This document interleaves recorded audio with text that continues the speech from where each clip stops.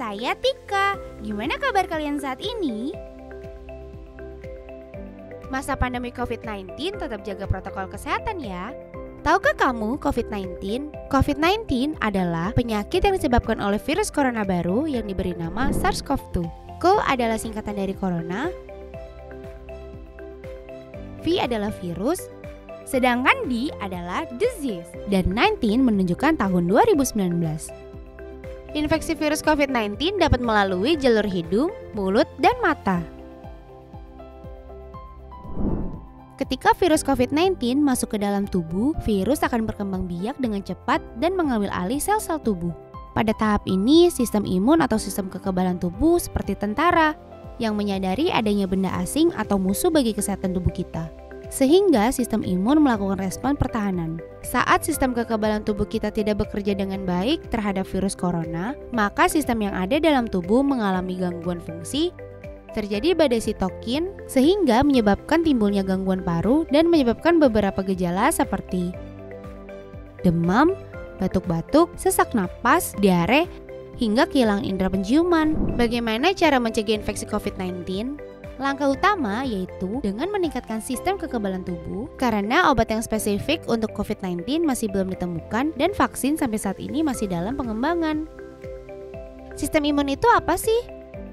Sistem imun itu merupakan sistem daya tahan tubuh yang berperan mempertahankan tubuh dari serangan asing, misalnya virus, bakteri, parasit, dan benda asing lain yang berasal dari luar tubuh. Lalu bagaimana cara meningkatkan sistem imun kita? Pertama, kita dapat mengonsumsi makanan dan suplemen mengandung probiotik. Tambahan probiotik dari luar akan meningkatkan bakteri baik dalam tubuh kita. Probiotik merupakan bakteri baik yang berperan untuk membantu menyeimbangkan bakteri baik dan bakteri jahat, sehingga tubuh dapat bekerja dengan baik. Probiotik juga membantu menyerap nutrisi makanan yang kita konsumsi, sehingga dapat meningkatkan fungsi imun tubuh kita. Selain itu, probiotik juga ikut meningkatkan kekuatan usus kita. Beberapa sumber probiotik yaitu produk susu fermentasi seperti yogurt, buttermilk, susu pasteurisasi, dan kimchi. Kedua, kita dapat mengonsumsi buah dan sayuran yang mengandung vitamin C seperti jeruk, pisang, tomat, paprika, kol, kembang kol, blewah, kentang, kacang hijau, dan bayam.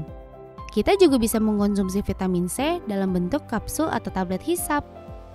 Batas maksimal konsumsi vitamin C adalah 1000 mg per hari dengan dosis penggunaan. Untuk kapsul vitamin C non-asidik 500 mg 3-4 kali sehari selama 14 hari. Sedangkan untuk tablet hisap vitamin C 500 mg 2 kali sehari selama 30 hari. Ketiga, menjaga asupan vitamin D. Tubuh kita mampu membuat sendiri vitamin D dengan bantuan sinar matahari, sehingga sebaiknya kita berjemur selama 10-15 menit pada jam 9 sampai jam 10 pagi. Vitamin D juga dapat diperoleh dengan mengkonsumsi makanan yang kaya akan vitamin D seperti salmon, tuna, jamur, dan keju. Vitamin D juga banyak terdapat pada minyak ikan, kuning telur, dan hati sapi. Selain itu, kita juga dapat mengkonsumsi suplemen vitamin D. Keempat, mengkonsumsi makanan yang mengandung vitamin E seperti tauge, kuaci bunga matahari, minyak bunga matahari, minyak jagung, margarin, minyak kacang kedelai, minyak kelapa sawit, dan minyak kacang tanah.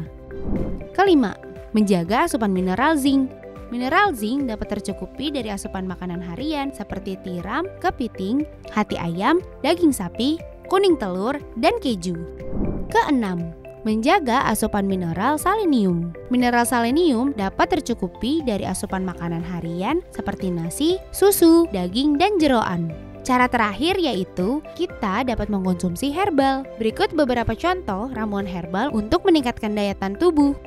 Ramuan pertama, bahan yang diperlukan yaitu 1 ruas ibu jari kunyit, 1 ruas ibu jari lengkuas, 1 buah jeruk nipis, 3 cangkir air, dan gula aren secukupnya.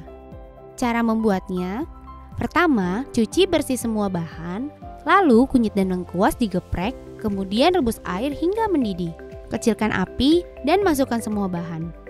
Tunggu kira-kira hingga tinggal setengahnya dan matikan kompor. Saring dalam keadaan dingin.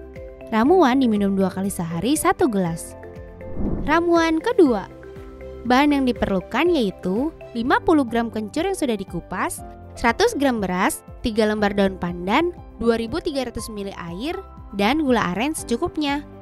Cara membuat: pertama, sangrai beras hingga kekuningan, kemudian haluskan beras, kencur, dan gula, lalu masukkan ke dalam air sampai mendidih. Tambahkan pandan, kemudian disaring. Lalu ramuan diminum 2 kali sehari. Ramuan ketiga, bahan yang diperlukan yaitu 2 genggam daun kelor dan 2 cangkir air.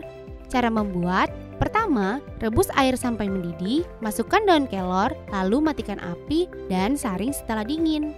Untuk anak-anak, ramuan diminum 2 kali sehari setengah cangkir, sedangkan untuk dewasa, ramuan diminum 2 kali sehari 1 cangkir.